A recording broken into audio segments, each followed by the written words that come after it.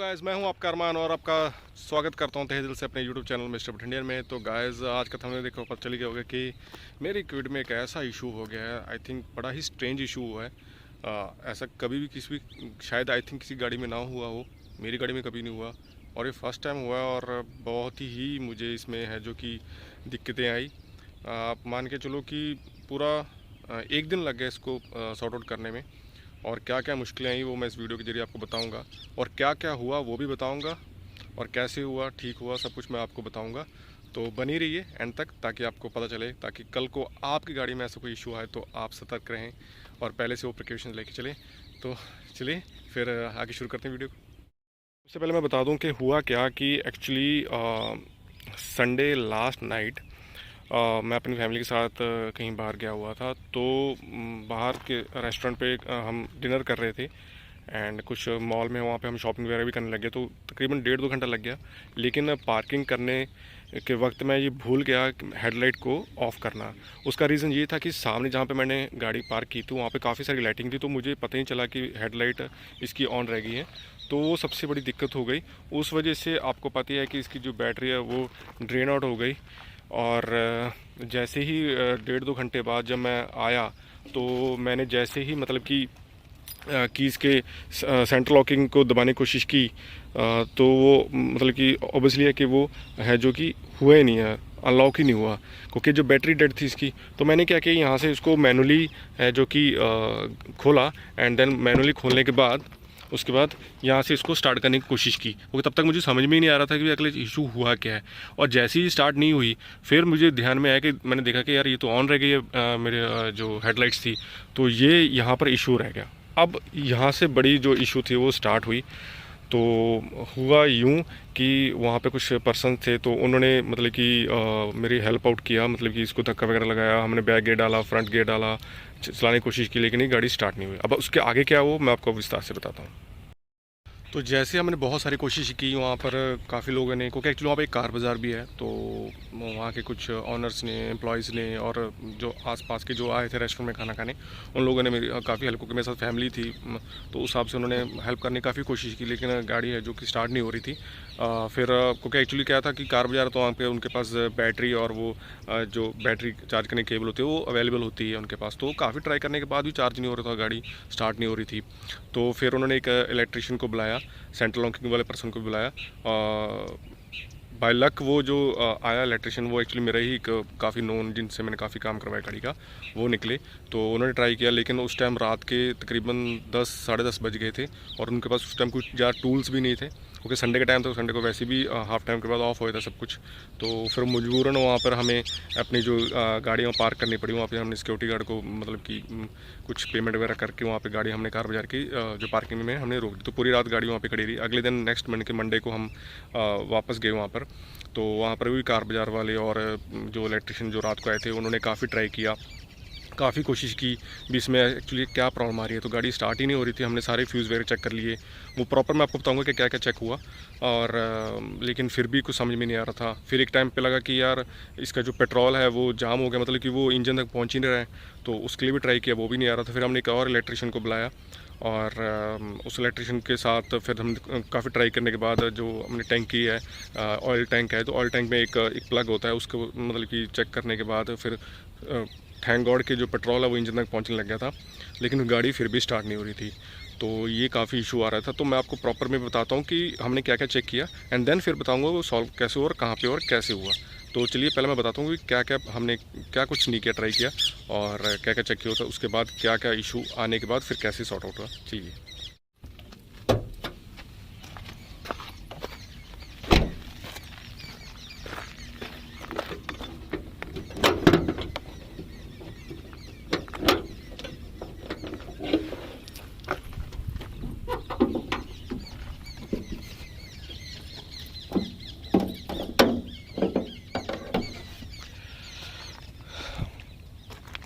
तो गाइज़, जैसे कि मैंने बताया कि इसमें सबसे बड़ी इशू ये आ रहा था कि लॉक जब लगा तो चार्ज करने की कोशिश की तो इसका जो हूटर है वो बजने लग गया, मतलब कि जो इसका सेंटर लॉकिंग है यहाँ पे देखिए, तो ये काफ़ी मतलब कि इसका है जो साउंड करने लगा, बजने लगा। ऑब्वियसली है कि वो सेंटर लॉकिंग में जब बैटरी हल्का सा चार्ज हो गया था तो वो सेंटर लॉकिंग से बंद ही नहीं हो रही थी, तो बड़ी दिक्कत हुई। तो फिर हमने इसकी यहाँ से एक बार प्लग आउट कर दिया था ताकि जो आवाज़ वो बंद हो जाए।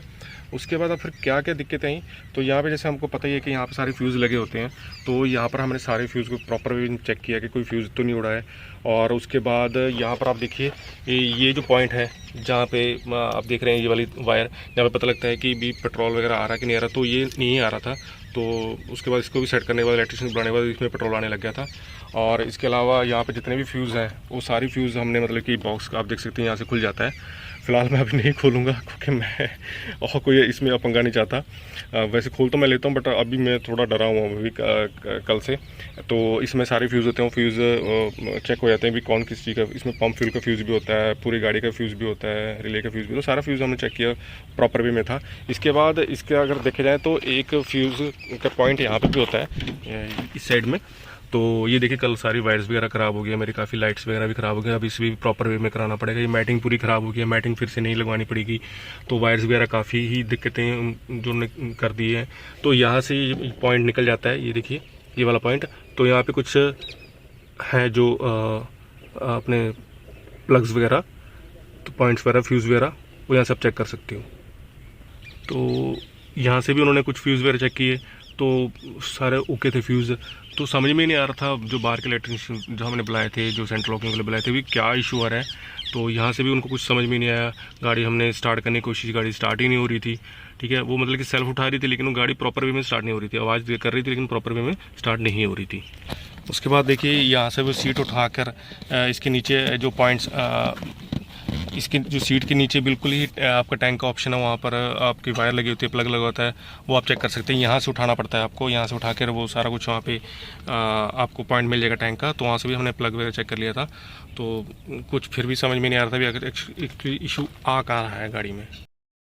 तो अब मैं अपनी गलतियाँ बता रहा हूँ कि सबसे पहले मेरी गलती क्या हुई। पहली गलती ये हुई कि मुझे अपनी हेडलाइट ऑन नहीं छोड़नी चाहिए थी, वहाँ से जो बैटरी ड्रेन आउट हो गया। दूसरा कि वो गलती मेरी कह भी सकती नहीं भी सकती कि जब मुझे समझ लेना चाहिए था कि भाई अभी बैटरी जो डाउन हो गई है तो मुझे वो सेंटर लॉकिंग वाला खोलना नहीं चाहिए था मैनुअली से। बट उसका भी मैं बताऊंगा भी वो एक्चुअली है भी सही। उसके बाद जो मेरी सबसे बड़ी गलती हुई कि मैंने बाहर के इलेक्ट्रिशियन से जो है गाड़ी का एक और चेकअप करवा दिया, वो मुझे नहीं करवाना चाहिए था। उन्होंने काफ़ी वायरिंग वगैरह इसकी डिस्टर्ब कर दी हैं, जो मेरे काफ़ी कुछ मैंने इंस्टॉल करवाया था वो सब कुछ ख़राब कर दिया उन्होंने। और प्रॉपर वे में ठीक उनसे भी नहीं है क्योंकि ये कंप्यूटराइज्ड गाड़ी है, तो इसका जो भी सेटअप हुआ वो सॉफ्टवेयर से सेटअप हुआ।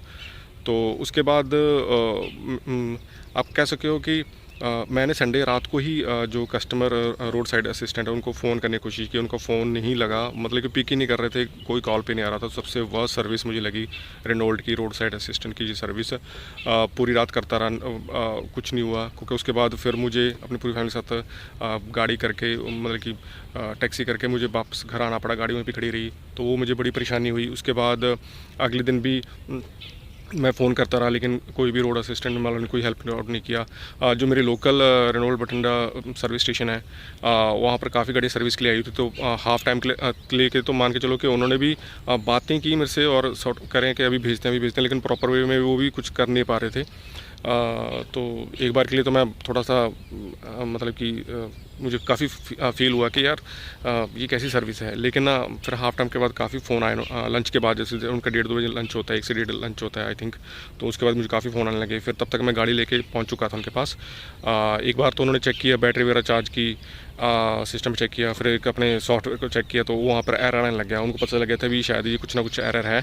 तो जैसे फिर उन्होंने मतलब कि जब काफ़ी एरर आने लग गया तो उन्होंने मुझे ये कहा कि सर ये गाड़ी आपको यहाँ पे छोड़ के जानी पड़ेगी। अब इसमें क्या इशू है प्रॉपर वे में चेक करना पड़ेगा, कुछ AVM BVM कुछ होता है कि वो चेक करेंगे कि दूसरी गाड़ी का लगा के इसमें चेक करेंगे, जिसका दूसरी गाड़ी में लगा के चेक करेंगे तो पता चलेगा। और उसका प्रोसेस ये रहेगा कि अगर वो ख़राब रहा तो वो चेन्नई से आता है, वो पार्ट पहले ऑर्डर करना पड़ता है, तो हफ्ता 10 दिन लग जाता है उसमें आने में। तो आपकी गाड़ी यहाँ पर खड़ी रहेगी क्योंकि ऑब्वियसली चल तो रही नहीं है, तो हफ्ता 10 दिन भी लग सकता है या 15 दिन भी लग सकते हैं उस गाड़ी को मतलब कि पार्ट को आने के लिए। और उसमें कितना एक्सपेंडिचर आएगा कुछ पता नहीं, क्योंकि वारंटी में तो वैसे है गाड़ी, बट फिर भी कई चीज़ें होती हैं जो वारंटी में नहीं होती हैं। तो वो मुझे काफ़ी परेशान कर रहे थे क्योंकि यार एक 10 दिन 15 दिन गाड़ी खड़ी रहेगी, तो मुझे काफ़ी दिक्कत से लग रही थी। तो मैं काफ़ी परेशान हो गया था। तो फिर मैं एक्चुअली क्योंकि रेनॉल्ट बठिंडा वाले जो हैं मुझे अच्छे से प्रॉपर जानते हैं और काफ़ी दोस्ती उनके साथ, तो मैंने थोड़ा सा रिक्वेस्ट किया उनको, यार प्लीज़ अभी मेरे पास 2-3 घंटे हैं आपका, क्योंकि उनके 6-6:15 बजे ऑफ हो जाता है और तकरीबन मैं 3-3:30 में वहाँ पे पहुँच गया था। तो मैंने कहा कि यार, क्योंकि 4 बजे तक उन्होंने प्रॉपर चेक करने की कोशिश की लेकिन वो समझ में नहीं आई, तो मैंने बोला कि अभी मेरे पास 2 घंटे हैं, तो प्लीज़ मैं कर दूँगा घर पर जाकर, ऐसी परेशान हूँ, तो आप थोड़ा सा चेक कर लीजिए अच्छे से प्रॉपर वे में। तो खुद जो आके मतलब कि आप, तो वहाँ के जो मेन सर्विस हेड हैं और वाइस सर्विस हेड हैं उन्होंने खुद मिलकर और साथ में जो टेक्नीशियन उन्होंने मिलकर फिर उसके बाद पूरे सॉफ्टवेयर को चेक करने की कोशिश की और काफ़ी फिर समझा इस चीज़ को भी क्या प्रॉब्लम आ रही है। एक्चुअली वो प्रॉब्लम ये आया था कि इसमें की का लॉक लग गया था, कुछ कहते थे मोबिलाइज़र कुछ कह रहे थे, वो लॉक लग गया था। एक्चुअली लॉक वैसे लगना नहीं चाहिए, क्योंकि अगर आप मान के चले गए अगर कोई और इसको चोरी कर रहा है तो कोई ओल्ड गाड़ी चाबी लगाएगा तो वो वहाँ पे ऑटोमेटिकली ब्लॉक हो जानी चाहिए, लेकिन जो इसकी ओरिजिनल चाबी मैं लगा रहा हूँ तो वहाँ पे तो इसको ब्लॉक नहीं होना चाहिए था। बट चलो ठीक है, वो लॉक हो गई। तो दोनों चाबी, मेरी जो इमरजेंसी चाबी थी और जो ओरिजिनल चाबी है, उन दोनों चाबियों को उन्होंने सेटिंग की अपने सिस्टम पर, अपने लैपटॉप पर, और दोनों को कम से कम ये आधे घंटे का प्रोसेस रहा। काफ़ी कभी उसको इग्निस को ऑफ़ करो, फिर ऑन करो, फिर चाबी निकालो, फिर डालो, फिर करो, काफ़ी दोनों चाबियों को उन्होंने सेटिंग किया। उसकी करने के बाद होपफुली गाड़ी जो स्टार्ट हो गई।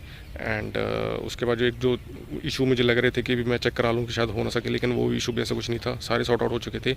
वो सिस्टम करने के बाद गाड़ी प्रॉपर वे में स्टार्ट हो गई थी और बैटरी फुल चार्ज हो गई थी, क्योंकि ऑब्वियसली है कि रात से चार्ज लगा रखा था, उसके बाद उन्होंने भी चार्ज लगाया, फिर गाड़ी प्रॉपर वे में वहाँ पर जो कि स्टार्ट हो चुकी थी।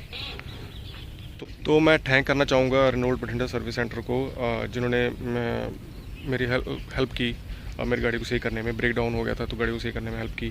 और वो लोकल पर्सनस को भी करूँगा हेल्प, कार बाज़ार वाले हो गए चाहे इलेक्ट्रिशियन हो गए, चलो उन्होंने अपनी कोशिश की। वैसे मुझे नहीं करवाना चाहिए था बाहर से, बट फिर भी उन्होंने अपने एंड से काफ़ी कोशिश की गाड़ी को मतलब कि चलाने के लिए, और अपना काम छोड़कर उन्होंने मेरी हेल्प करने की काफ़ी कोशिश की, तो उनका भी थैंक्स कहूँगा। बट जो मुझे सबसे बुरा लगा कि वो रोड साइड असिस्टेंट वालों ने मेरी कोई हेल्प नहीं की, उन्होंने फ़ोन तक भी नहीं पिक किया। तो उनके अगेंस्ट मैं ज़रूर एक एक्शन लूँगा, चाहे मैं मेल करूँ, चाहे मैं कोई लीगल एक्शन लूँ, मैं तो ज़रूर लूँगा। क्योंकि सोचिए कि मैं तो चलो लोकल में फंसा हुआ था, तो मेरी हेल्प करने के लिए काफ़ी लोग थे, लेकिन अगर बाई चांस अगर मैं कहीं हाईवे पे होता या आप लोग कहीं हाईवे पे हो, वहाँ पर कोई ना हो आसपास, तो वहाँ पर रोड साइड असिस्टेंट जो 24/7 बोलते हैं वो ही आपकी हेल्प नहीं करेगी, तो फिर किस चीज़ के लिए ये रोड साइड असिस्टेंट बनाई गई है, ये किस लिए ये हमें बेनिफिट दिया गया है। तो इसके अगेंस्ट मैं ज़रूर आवाज़ उठाऊँगा, और आप लोगों को भी बोलना चाहूँगा कमेंट सेक्शन में जाकर ज़रूर बताएँ अगर आपको ऐसा कोई इशू हुआ है और आपको भी रोड साइड असिस्टेंट वालों ने कुछ सॉर्ट आउट नहीं किया है, आपकी हेल्प नहीं किया, तो आप भी ज़रूर कमेंट सेक्शन में आकर मुझे ज़रूर कमेंट कीजिए, और ताकि मैं हो सके तो एक मेल डालूँगा कंपनी को आप लोगों के बिहाफ पे भी और अपने बिहाफ पे भी। और इसके अलावा एक अजीब सी चीज़ हो गया है, ऐसे कभी नहीं हुआ कि आपकी बैटरी ड्रेन आउट हो गई है उसके बाद आपने, क्योंकि देखो अगर बैटरी ड्रेन आउट हो गया तो मैनुअली तो आप दरवाज़ा खोलोगे ना, और मैनुअली तो गाड़ी स्टार्ट करने की कोशिश करोगे ना, उस पर आपकी गाड़ी लॉक हो गई है। तो मुझे समझ में नहीं आया, इसमें काफ़ी चीज़ें निकल के आई, कोई बोलता है इंजन लॉक हो गया, कोई बोलता है इसका फ्यूज़ उड़ गया, कोई बोलता है ये हो गया वो हो गया। बट चलो अंत भला सब भला, बट काफ़ी कुछ चीज़ें सीखने को मिली मुझे, और आगे के लिए मैं ध्यान रखूँ इन चीज़ों में। और ये वीडियो बनाने का भी मकसद ये था कि आप लोगों को भी इस चीज़ में ध्यान रखें, क्योंकि ये चीज़ें सबसे होती हैं, हम नॉर्मली हेडलाइट बंद करना भूल जाते हैं, और ये गाड़ी ऐसी है कि हमारी कि इसमें हेडलाइट ऑटोमेटिकली अगर गाड़ी स्टार्ट में तो भी ऑन हो जाती है, तो कभी कभी ये चीज़ें हो जाती हैं। तो इस चीज़ में आप मतलब कि ये वीडियो बनाने का मकसद ये था कि आप लोग इस चीज़ में समझें, और कभी अगर आपके साथ ऐसा हो तो आप पहले से ही प्रिकॉशन वगैरह लेके चलें और पहले से मतलब कि सतर्क रहें। तो आई होप आज की वीडियो आपको अच्छी लगी, और अगर अच्छी लगी हो, इन्फॉर्मेटिव लगी हो, तो प्लीज़ लाइक शेयर कमेंट करना ना भूलें। अगर नए हैं तो प्लीज़ सब्सक्राइब करें, और इस तरह अपना प्यार बनाए रहेंगे। और मेरे जो लाइफ का मोटो याद रखें कि live your life with your attitude and with your style. तब तक के लिए जय हिंद।